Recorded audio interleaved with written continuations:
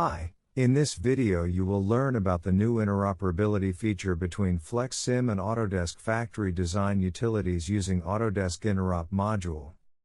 This integration includes the asset browser, factory properties, and FDU layouts.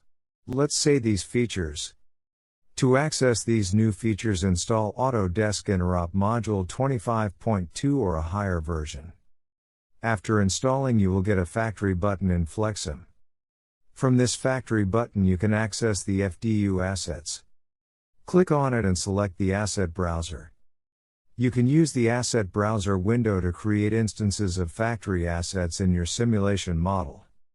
After importing, you can add simulation logic and data to your asset instances by clicking on them and adjusting their FlexSim object properties, including their simulation class.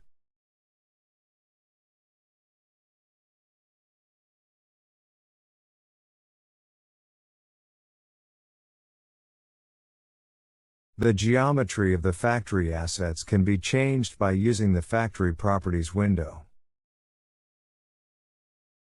Furthermore, you can access the Vault assets by logging into your Vault account.